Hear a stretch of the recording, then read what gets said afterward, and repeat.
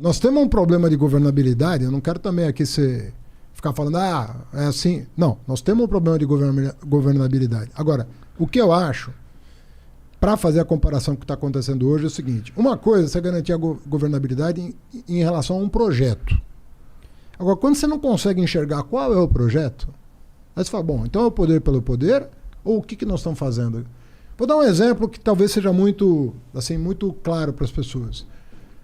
Qual que é a nossa política externa? O Brasil é um país importante no mundo.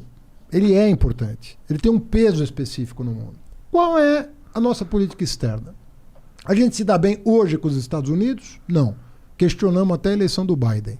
Com a Europa? Não. A Europa não quer aprovar nem o acordo com o Mercosul por causa das questões ambientais. A China, o presidente xinga toda semana. Imbecil, cara, né? Aqui no continente, no subcontinente, América do Sul, nós não estamos bem. Nem com a Argentina, nem com a Bolívia, nem com a Venezuela, com ninguém. Qual que é o nosso plano, cara? Como é que a gente se encaixa no mundo? Como é que a gente se insere na economia global? Fernando Henrique tinha uma política, goste-se ou não. Lula tinha uma política, goste-se ou não. Qual é a política atual externa? Meio ambiente. Qual é a nossa política? É grilagem da Amazônia? Eu acho que ele quer fazer o Brasil de refém para conseguir investimento externo. Mas os investimentos estão indo embora com isso. Então, mas ele quer, tipo, fazer assim, ó, se você quiser que a gente acabe com o desmatamento, dá tanto dinheiro aqui. Monarquia, esse ano, nós perdemos quantas multinacionais saíram do Brasil? Várias. A Ford, né, começou. Vários estão saindo. Mas tá tendo uma fuga de multinacionais, né? O que eu acho, cara, que a gente... Vê bem, obviamente que eu não sou um cara de extrema direita, eu não gosto de... Extremismo, pra mim, é uma coisa que... Sabe qual é o problema do extremismo? Ele vê o diferente como inimigo. Uhum. E pra mim, o cara que vê o diferente como inimigo tem um problema, pô. Porque a essência da humanidade... É o diferente. É o diferente.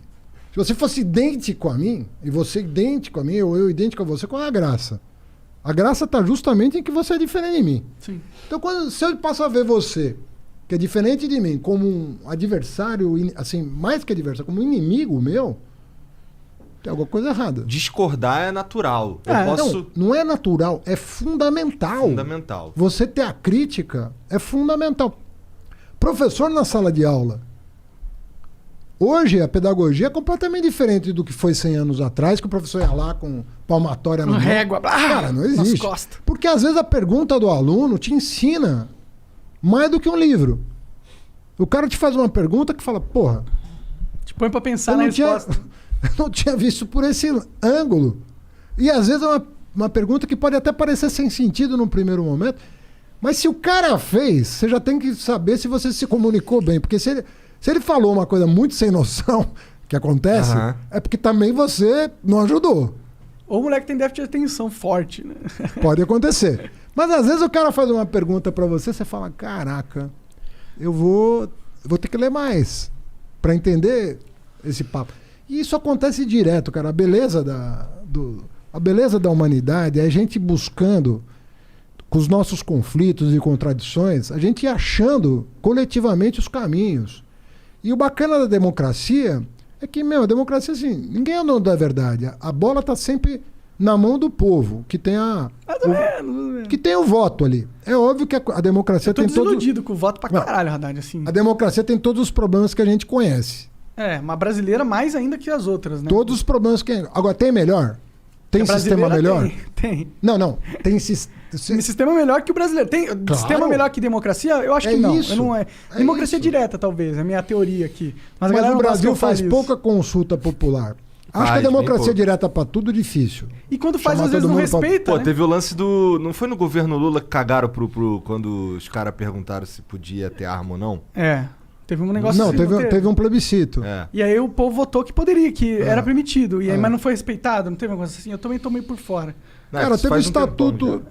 Teve o Estatuto do Desarmamento depois que regulou essa matéria. Né? Mas a gente teve pouca consulta. A gente teve uma em 93 sobre regime de governo, que definiu o presidencialismo.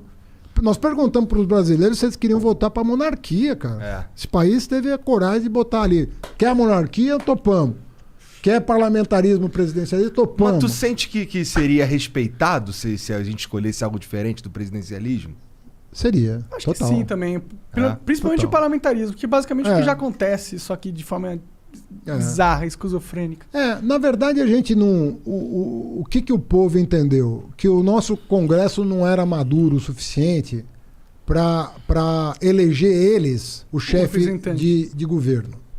Fala, pô, esses caras será que vão escolher melhor do que eu? Porque é uma delegação, né? O parlamentarismo é uma eleição indireta. É você chegar para o parlamento e falar: vocês vão escolher o chefe do governo, entre vocês aí. Aí o brasileiro olhou para aqueles caras e falou: bicho, melhor, né? deixa comigo aqui que eu, tu lembra eu resolvo. Que tu votou presidencialismo?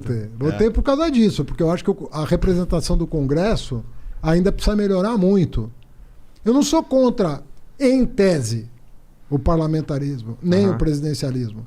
Mas nas condições brasileiras, eu acho que o nosso parlamento, ele não é o retrato. Às vezes o cara fala, o parlamento é o retrato fiel da sociedade. Não acho. Porra nenhuma. Eu conheço. Não acho. Até porque não tem o censo, né? Então. Não é o retrato fiel. Não tem como negar que a maneira. Tem muito poder econômico, tem muito voto de cabresto, tem muita sacanagem em pequeno município e médio município, tem muita milícia, tem. Cara, e no próprio sistema, ele é escrito, a própria lei é escrito de forma que vai distorcer a sociedade na sua representação. Né? Você tem, por exemplo, o fundão eleitoral. É isso. Fundão eleitoral, o que é? Os grandes poderosos que já estão na dominância dos partidos vão escolher aqueles que vão representar, porque basicamente eles dão o dinheiro que é quem elege de verdade. A gente vai falar que o povo elege, ok. Mas dinheiro elege também, né, Haddad? Tipo, se tiver dinheiro pra comprar tempo no rádio, tempo na TV, tempo não sei o quê, tempo na internet hoje em dia, que é importante. E antes, quando o empresário podia doar, também doava para aqueles que defendiam os interesses deles. Com certeza. Então sempre vai ter distorção. Não tem... O que a gente tem que fazer é o seguinte... O fundão eleitoral podia ser diferente, cara. Ele, em vez de dar na mão dos caciques dos partidos, ele poderia ser uma coisa agregada ao CPF do cidadão. O cidadão tem uma parcela do dinheiro no fundão e ele escolhe para quem ele coloca, entendeu? Tá aí uma ideia. Eu nunca tinha ouvido essa ideia. Mas o cara fala, o que é meu aqui, eu quero que vá para fulano. Você escolhe. Aí você tem um filtro que é totalmente baseado na população dividido por CPF. Ou seja, você dá o voto pelo indivíduo igual a todo mundo. Eu gosto de botar a imaginação para funcionar, para melhorar o sistema. Porque o sistema precisa melhorar, cara. Tá feio.